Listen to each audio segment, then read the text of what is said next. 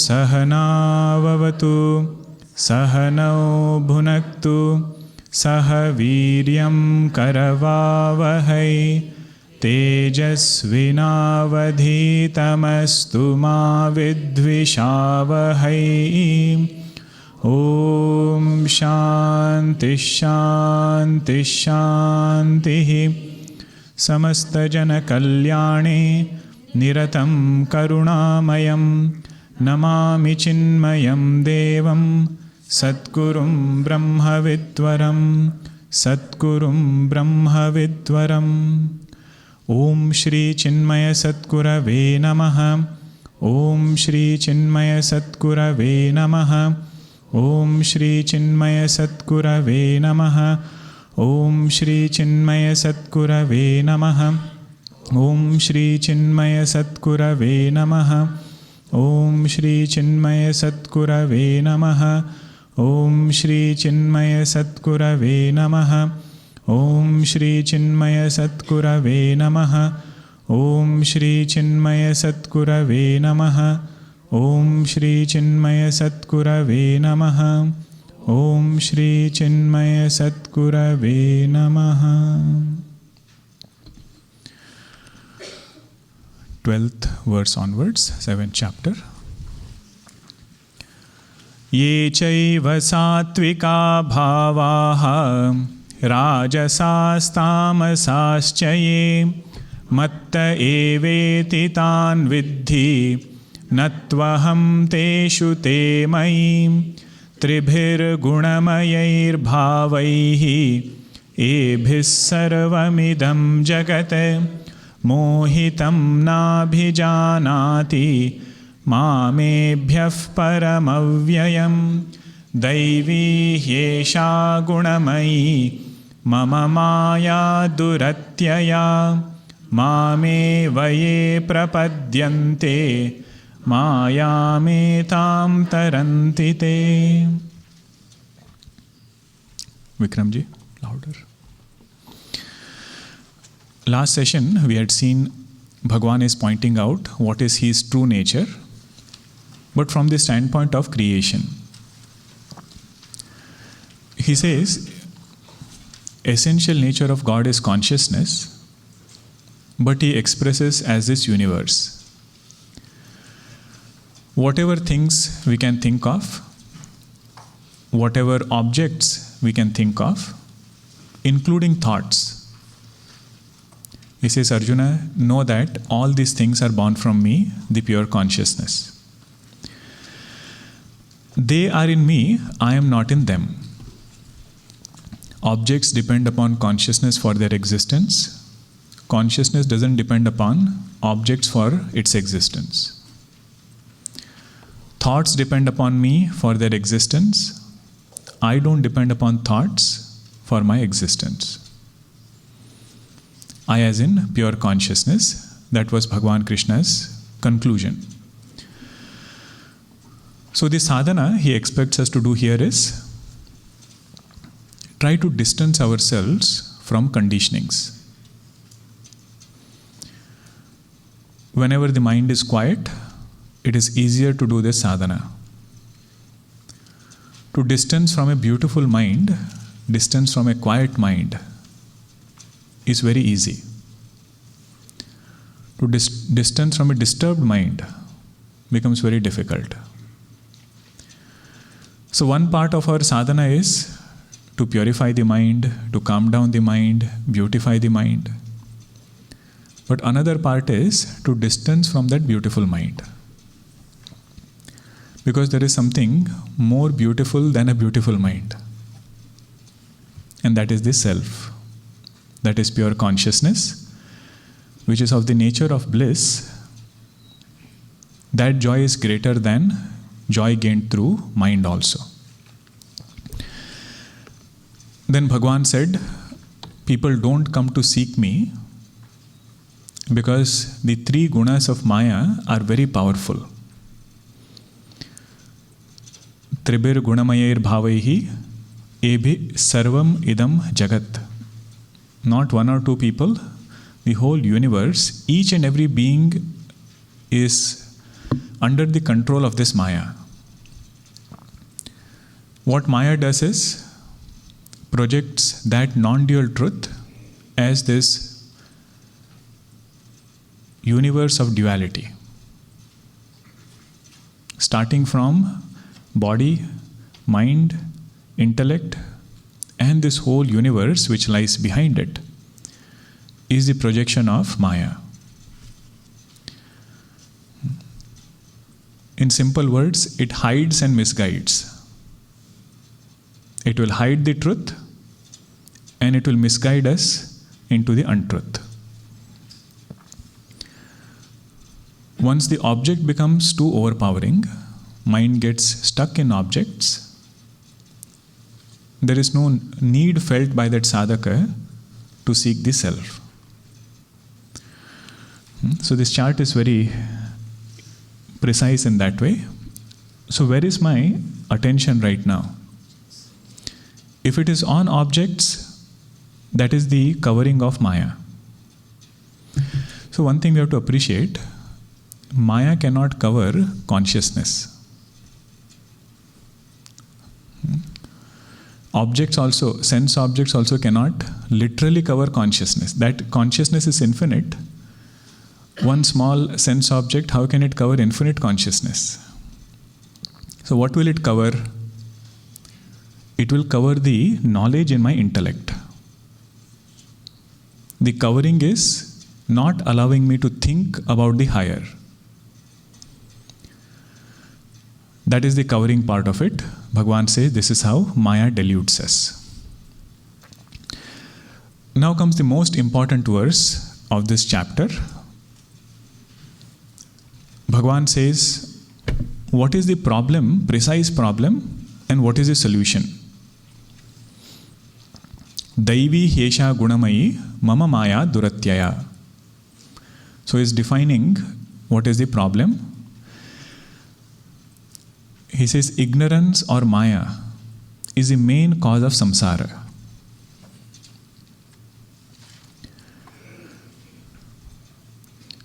But that Maya is not independent. Maya is not independent. That is why the word has come, Daivi. Maya depends upon consciousness. It is rooted in consciousness. Then the word came, He. Daivi Hesha is there, right? He Esha. What was He referring to? We have covered this in the postulation. Arthapatti means you can infer Maya only through postulation. The example of postulation is, if everything is drenched in the morning, you say, unless it rained last night, such a result is not possible. You have not seen the rain, but you are postulating that there is rain. I am not using the word inference because that has a different connotation. Postulation, take that word. Arthapatti, that is mentioned by the word He. So you cannot pinpoint Maya like an object. We are seeing the effects of Maya. We see Sattva, Rajas and Tamas in our mind and in this universe. Therefore, we infer or we postulate that Maya is there as the cause which has three gunas. If somebody says, okay, show me those three gunas, you cannot show it as an object. Generally, they use three colors. Sattva is white, Rajas is red, and Tamas is black. That is just to symbolize. There is no color given to it. But if you look at the mind, you can point out the effects of Sattva, Rajas and Tamas. So this Maya is not known as an object, but it is known through arthapatti or postulation. Then gunamayi, it is made up of 3 gunas. Previous word was esha. Esha means it's very apparent. That we see the effects, we cannot deny it. Bhagavan himself says, Mama Maya Duratyaya. This Maya of mine is difficult to cross over. If one thought of anger comes, that is effect of Maya. To cross over that thought, sadhaka feels it is Duratyaya. One desire for sense object comes.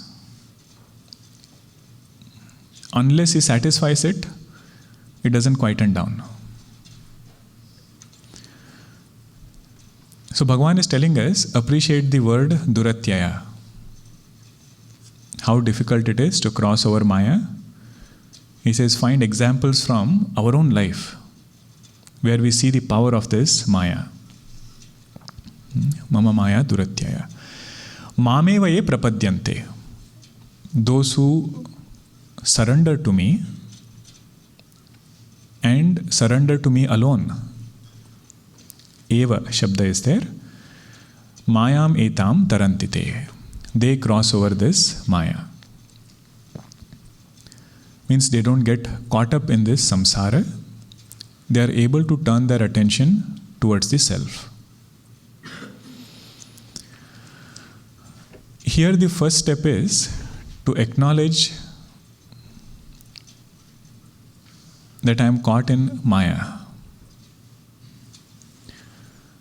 Unless I feel there is a need to come out,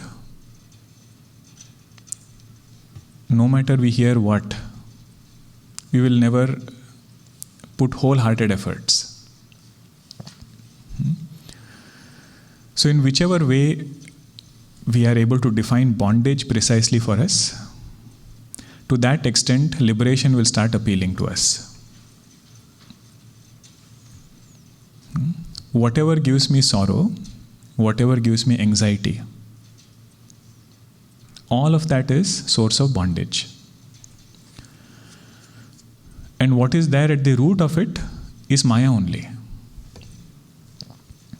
That non-dual consciousness first got projected as duality. In that duality I had likes and dislikes, and that is causing more and more samsara.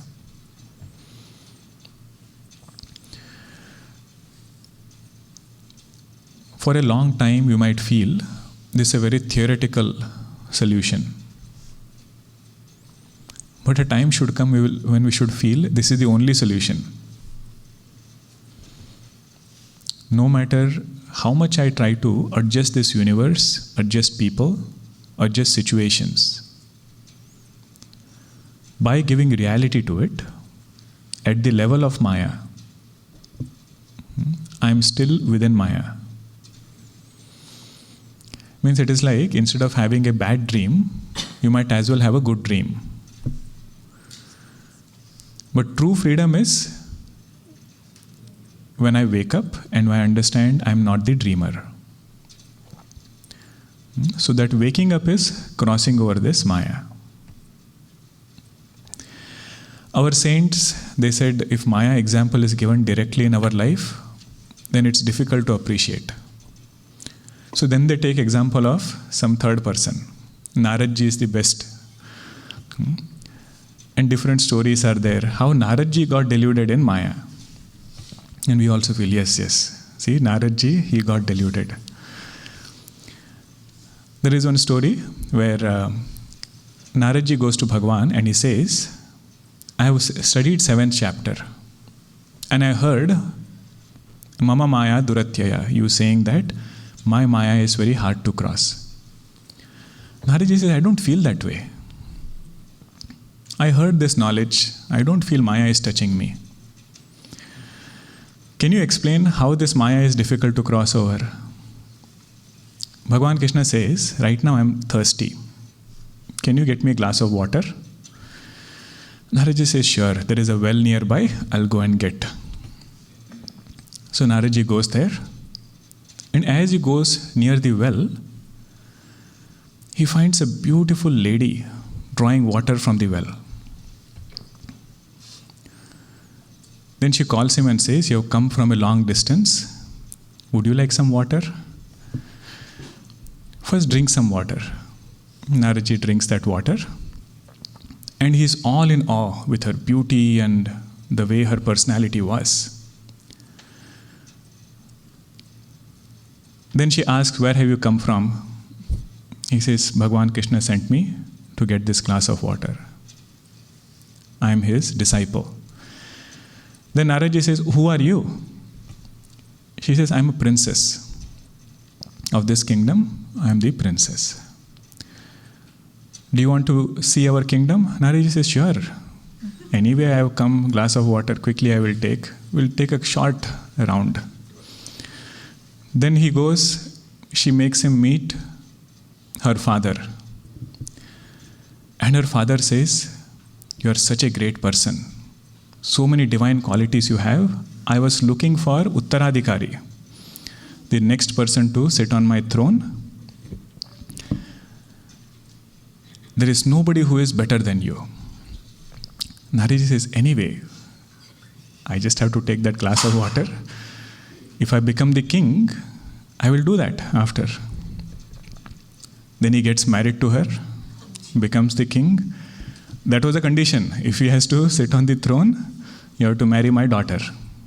Then he gets married, they have children. See, Naraji was a saint. He was not trained in politics. He was trained in Bhagavad Geeta, Upanishads, Brahma Sutra. And suddenly you have that person manage the kingdom. So enemies attacked, and the whole kingdom was lost. And they were on the streets, all of them. And they took children away, wife away. And Naraji is lamenting. And he says, "Bhagwan, why did you do this to me?" And suddenly Bhagwan appears. He says, "Narada, where is my water?" You went to get glass of water, and you are caught up in so much of samsara. He says, "This is my Maya." There was no princess, there was no king, there was no kingdom. All of this I projected just to give a glimpse of how Maya works. So what is there is that non-dual truth, but Maya distorts it into this universe which looks so attractive. In Gita Dhyanam, we chant one verse, "Bhishma Drona Tata Jayadratha Jala Gandhara Nilopala." All Ashalya and everybody comes. What it shows is samsara nadi. In Mahabharata, just like they are these characters. Shalya is there, Duryodhana is there, Karna is there, and each person is putting some obstacle. Each person is doing some kind of chaos. He says like that in our samsara nadi, there are different obstacles which keep coming. What is the last line? "Sotirna khalu pandavai rananadhihi kaivartakah keshavah." In spite of all these sharks being there, whirlpools being there in the form of Duryodhana, Karna, all people, Pandavas still crossed over this river, Samsara Nadi. Why did they cross over? Kaivartaka Keshavaha. Their boatsman was Bhagwan Krishna. One thing about Pandavas was, no matter what came in their life, they had very strong conviction that our ashraya is Bhagwan Krishna alone. Not the kingdom, not the wealth, not the power. What he says, that we will do. So Bhagwan Vedvyasji says, that composition is by Madhusudana Saraswati ji. So either of them. They say that if at all we have to cross over samsara nadi, and if a person feels on the strength of my intellect I will cross over, this is good luck. Because the sharks which are there, they're quite powerful ones. That is this Sharanagati, and a person starts appreciating how difficult it is to cross over without God's help. And in Puranas we have different examples. Kama vritti, for example, thought of desire. One thought came, Raja Bharata became a deer. Otherwise you would wonder, such a great tapasvi, can't he remove attachment to deer? He says, Mama Maya Duratyaya. If that one thought of kama comes, very difficult to let go. One thought of anger makes Vishwamitra Rishi fall 100 times. Sometimes you wonder, such a great Rishi,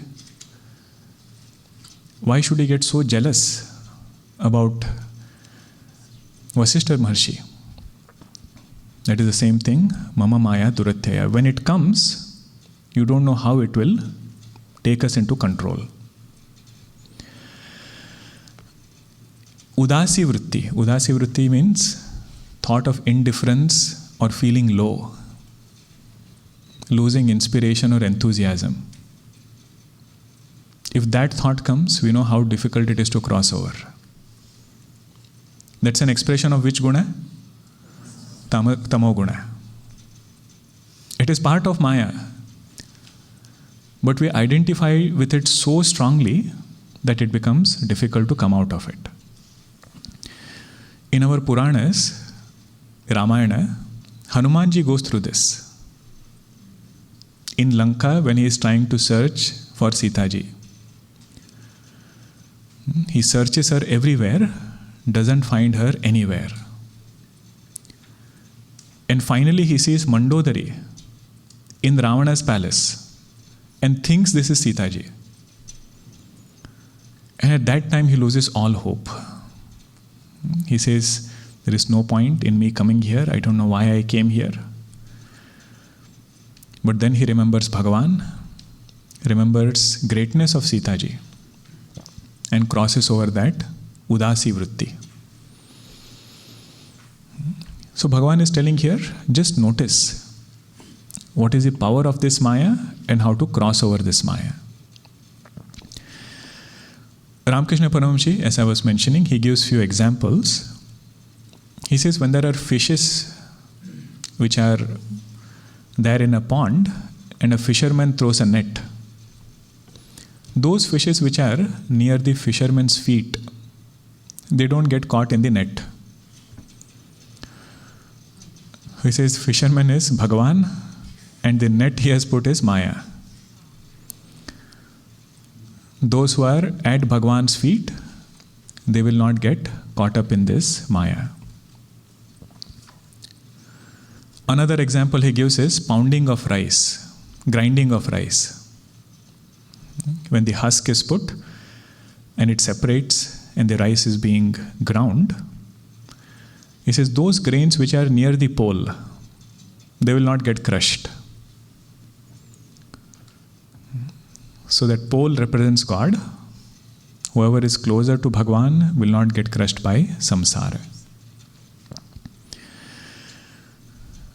And more contemporary example he gives is of magician and magician's helper.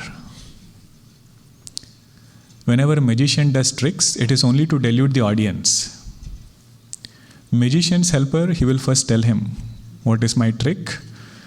If I go inside this box, come with the other box. If you don't come, then all the magic will go here and there. So magician's helper doesn't get deluded. So that magician is God, magician's helper is devotee of God. So he says, feel as though you are Bhagavan's sevaka, that person won't get deluded. Now there is one word which is the essence of, I would say, entire 7th through 12th chapter. Bhagavan Krishna only says at the end, Mame vaye prapadyante. The word prapatti. Entire Vishishta Advaita Darshana stands on this one word, prapatti. Pad means to walk. Pra means higher. Walking towards the higher, who is God, that is called as prapatti. Also known as Sharanagati.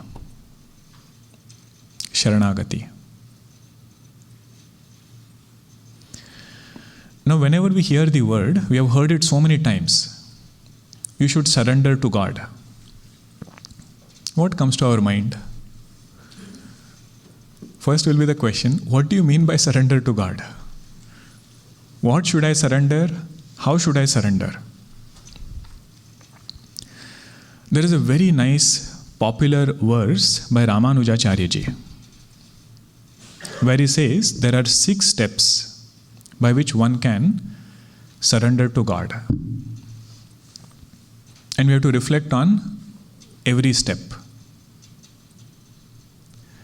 Do you want to write down the verse or just hear it? Okay. Anukulasya sankalpaha. Anukulyasya sankalpaha.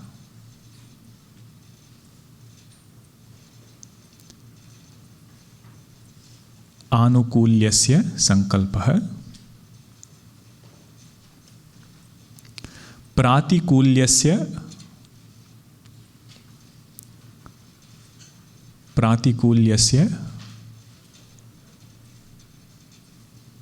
varjanam.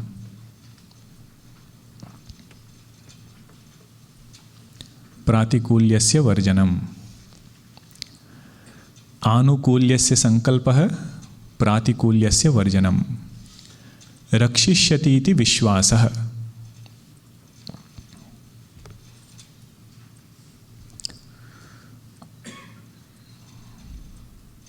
Rakshishyati iti vishwasaha.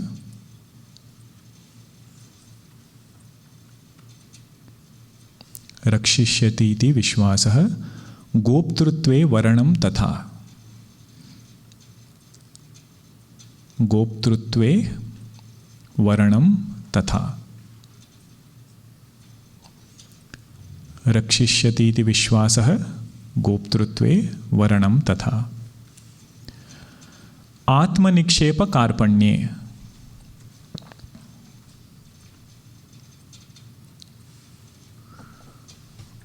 Atmanikshepa karpanye.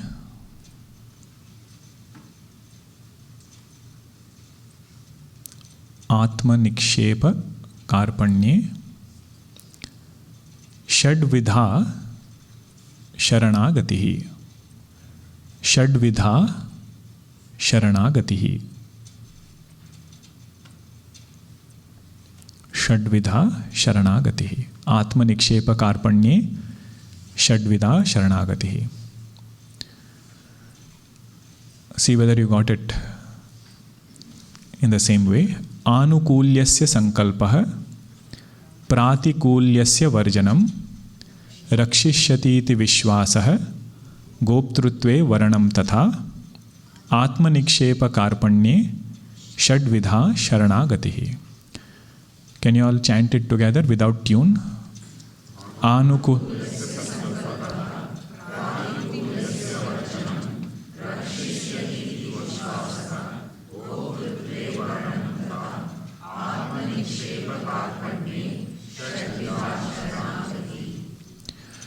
In our life, to the extent every step manifests, that is an expression of God's grace. Now let us chant this verse, then look at the meaning. Anukulyasya sankalpaha. Pratikulyasya varjanam. Rakshishyati iti vishwasaha. गोप्तृत्वे वर्णं तथा आत्मनिक्षेपकार्पण्ये षड्विधा शरणागतिः.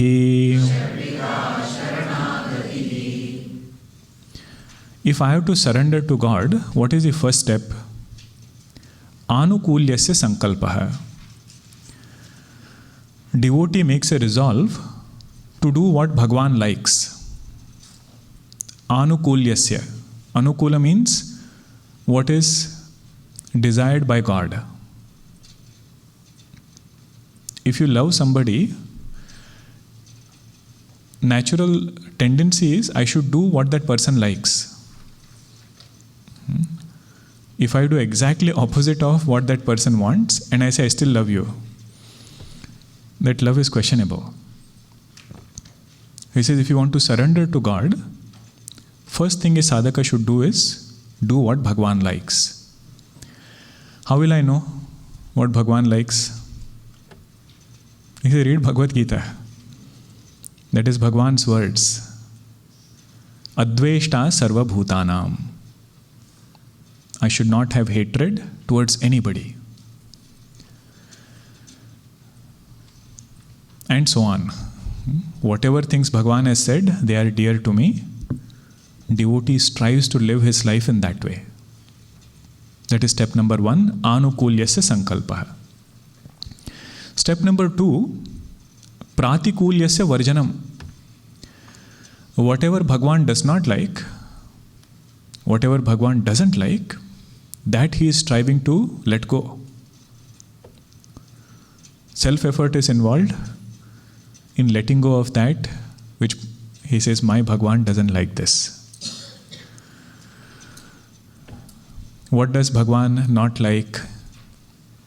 In 16th chapter, he is talking about Asuri Sampatti. 4th verse, 16th chapter, he says, I don't like pretentiousness. Dambha I don't like. Darpa, having a very high estimation of oneself, I don't like. Abhiman I don't like. Krodha, anger I don't like. Parushyam, speaking harsh words. He says all these Bhagwan doesn't like. If at all he notices this in himself, he strives to let go of them. See how precisely Ramanujacharya ji is defining Sharanagati. He says if you keep doing erroneous things and say Bhagwan I surrender to you, that Sharanagati will not have power. We will not feel we are receiving that grace. So 2 steps, doing what God likes. Second, letting go of what Bhagwan doesn't like. 3rd step, rakshishyati iti vishwasaha.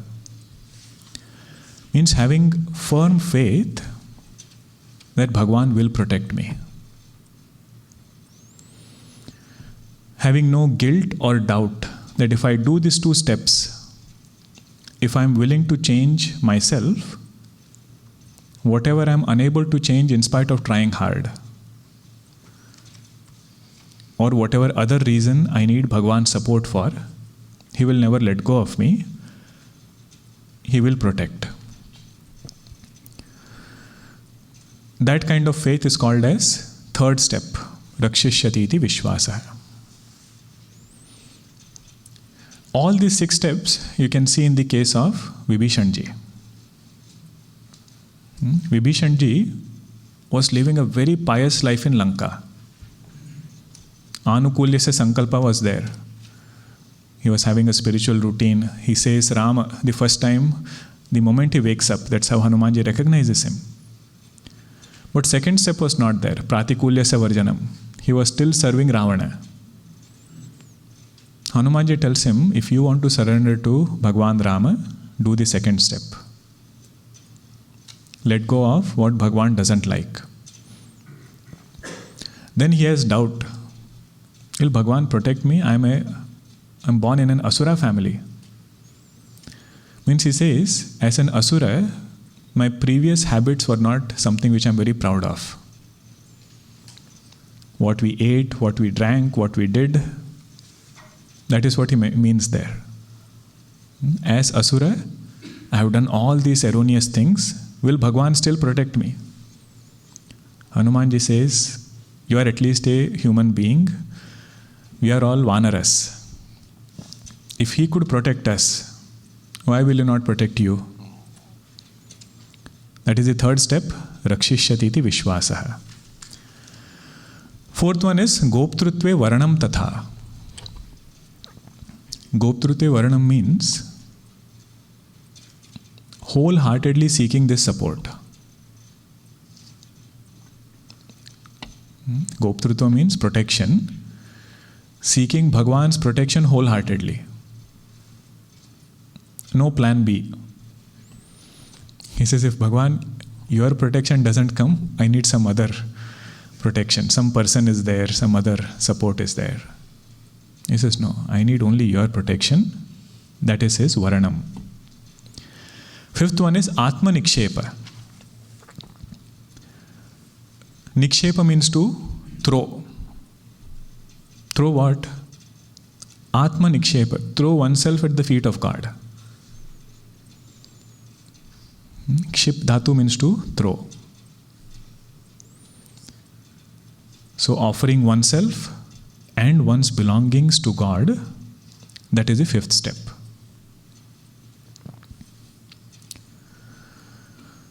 And the last one is very beautiful. Karpanye. Karpanye means thinking oneself to be very small.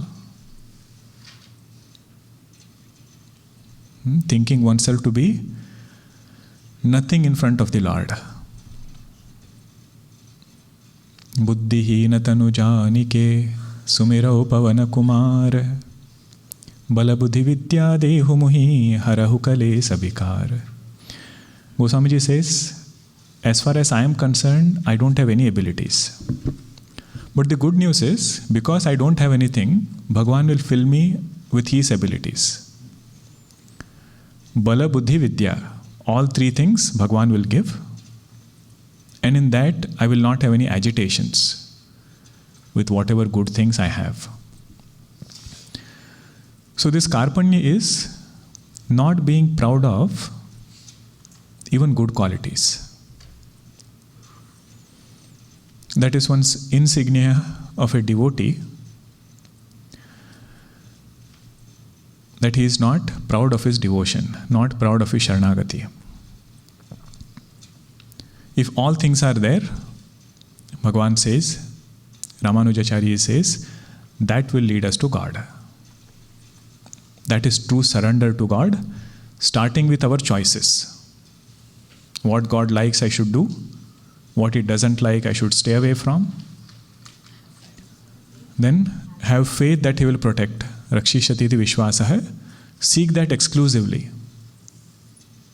Atma, the Goptrutve Varanam Tata. Then Atma Nikshepa. Putting everything as Bhagwan's feet and becoming small in front of the Lord. These 6 things put together is called as Sharanagati. This verse is the most discussed verse in all commentaries.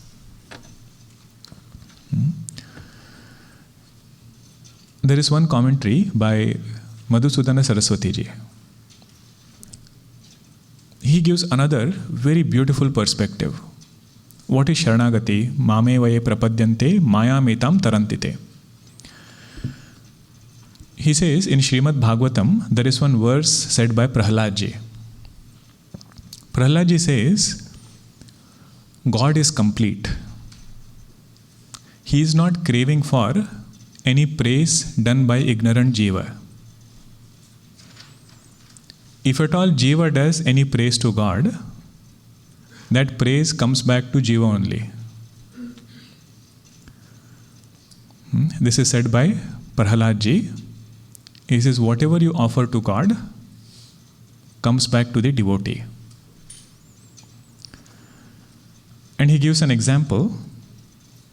if there is a mirror and you are seeing into that mirror, so there is face, there is mirror and reflection in the mirror. He says in that example, the face represents God, the original. And the reflection which is happening there is Jiva, the sadhaka.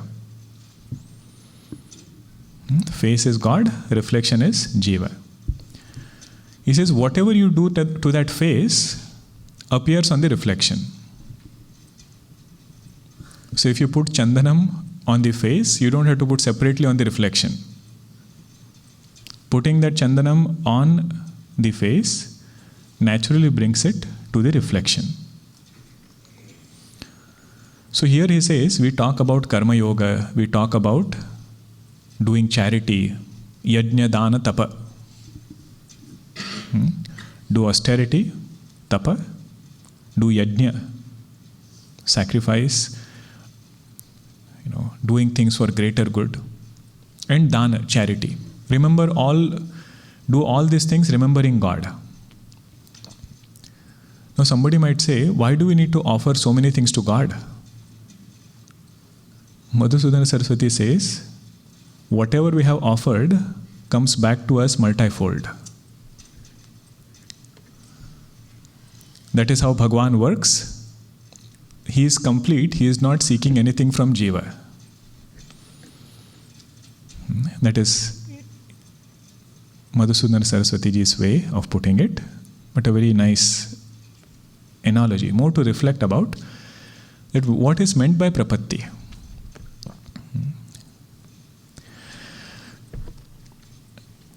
Now somebody says, Bhagwan, if by surrendering to you, one crosses over Maya, why don't everybody surrender to you? What is the obstacle in Sharanagati? So next verse is talking about what are the obstacles in Sharanagati.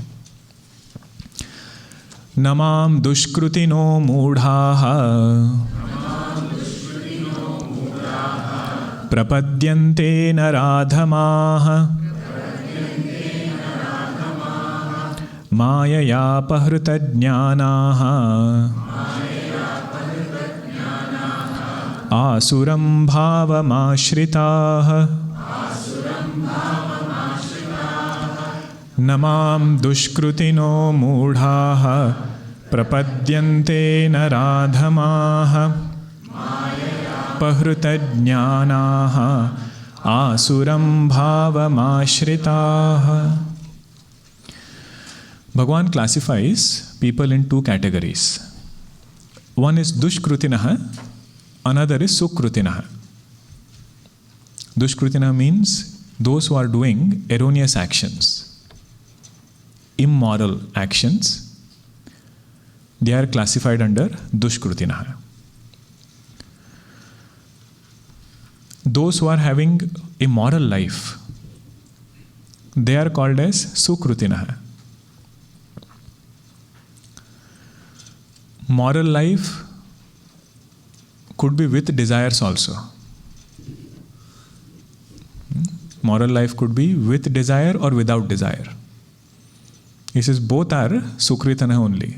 That he is going to explain in the next verse. So this verse he is telling one of the greatest obstacles for Sharanagati is if a person does something which is immoral. Does it mean that dushkrutinaha cannot attain God, cannot come closer to God? He says, no, Bhagwan says, I am always waiting. But just like if a thief has committed something wrong, he avoids the police. Like that, dushkrutinaha, he avoids God. Because there is some feeling inside which doesn't allow him to go closer to Bhagavan.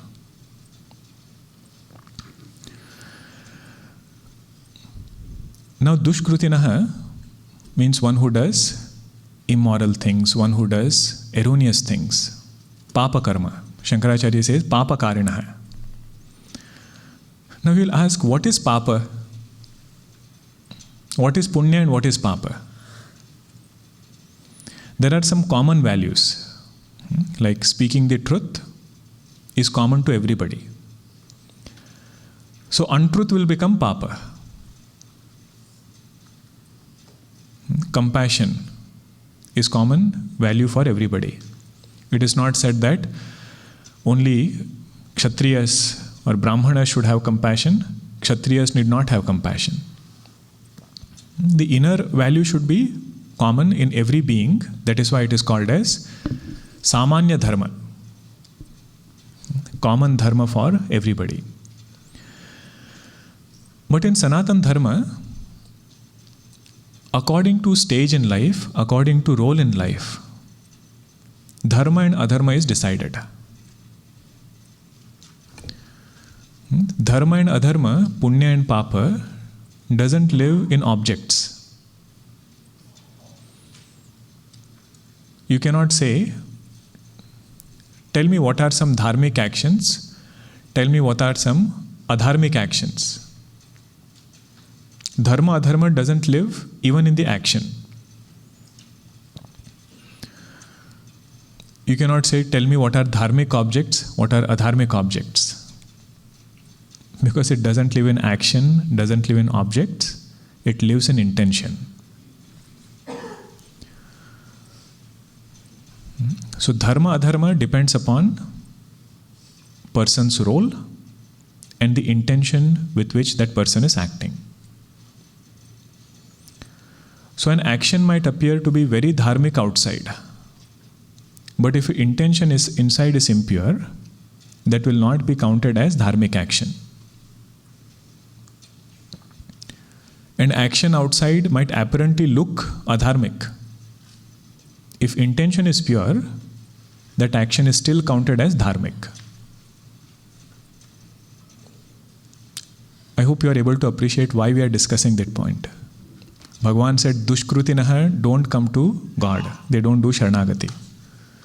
Now, who is a Dushkrutinaha? One whose intention is impure. Not only his action, but what is more important is intention. For example, ahimsa. Ahimsa is non-violence. Now that is common dharma. But if a soldier is in battlefield, for him fighting is dharma. So you cannot say, tell me whether fighting is dharmic action or adharmic action. You say depends on the person and what is enjoined for that person and the intention with which he is doing that action. If a soldier does it with revenge, then that has consequences. If he does it out of context, comes home where he is no more in the battlefield and uses the same weapons to fight, that will have a punishment. That will become adharma. Doctor cutting open the body, surgeon. So that action of himsa is still a dharmic action. So the main point here is, Dushkrutina is somebody whose intentions are impure. Vasanas are very powerful, erroneous vasanas. What do? They make him deluded. Dushkrutina is the main word. Namam Dushkrutinaha Mudhaha. Mudha means all those impure intentions, they delude his mind into what is real ashraya. Bhagwan, who is supposed to be the absolute and the best ashraya, he starts feeling something of this world, wealth, power, position. That is a greater ashraya than Bhagavan. This is called as Mudha.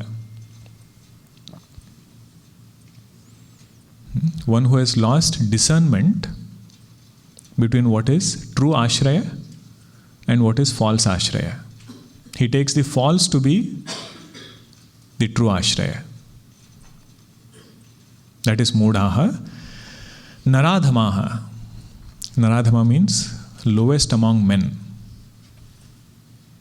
See, when Bhagwan thinks about his creation, he has to think about everybody.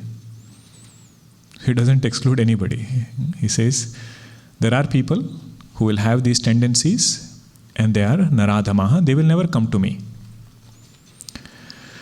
Maya apahruta jnanaha.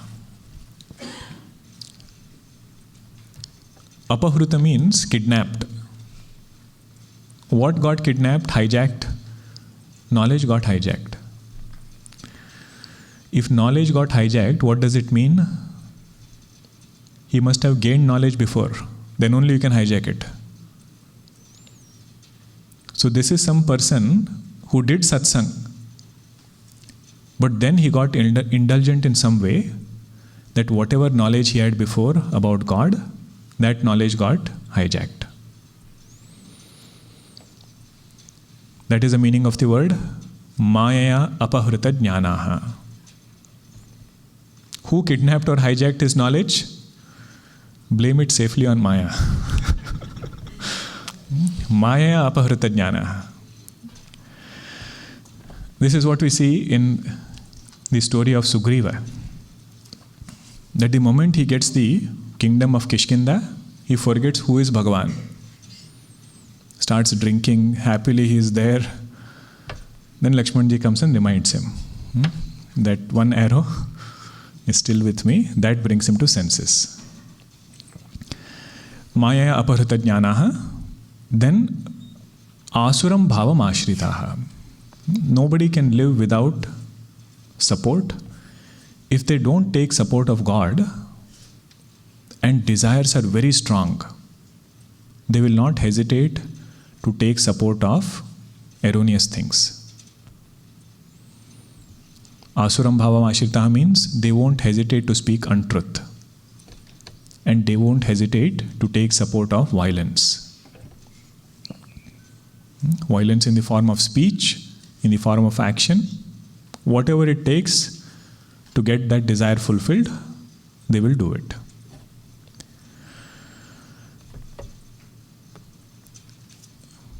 Means Bhagavan is telling here, erroneous actions, dushkarma and satkarma, they have some immediate results. If we do dushkarma, immediately the feeling is, I am more agitated, I feel more impure. Person might not acknowledge in the world, but that is the immediate thought which will come to him. And if he does satkarma, does some sadhana, does some worship, immediate result, not even future result. Immediate result is, I have become more purer.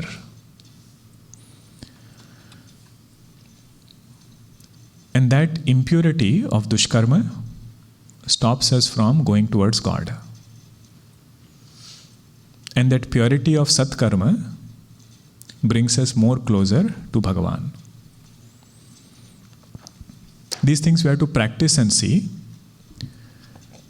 Whatever sadhana we might be doing, chanting, japa, sandhya vandanam, meditation, right after doing that well, this thought has to come that I am more purer than before. Pavitroham. And that thought we cannot get without doing that action. If I just sit and say, I am pure, shuddhosi, buddhosi, niranjanosi, you see that purity is spoken about of consciousness. If I want purity of mind, I cannot just repeat to myself that my mind is pure and it will become pure. I will have to do satkarma. It's just like room is unclean and you keep saying this room is clean. Unless I go and fix it, it is not going to get fixed. That is what Bhagavan is saying here. But do reflect on that verse. It's a very oft-quoted and a great support for sadhana. 6 steps of Sharanagati. I should see where I need to work. Where am I right now? Om Purnamada Purnamidam Purnat Purnamudachyate पूर्णस्य पूर्णमादाय पूर्णमेवावशिष्यते. ओम शांति शांति शांति. हरि ओम. श्री गुरुभ्यो नमः. हरि ओम.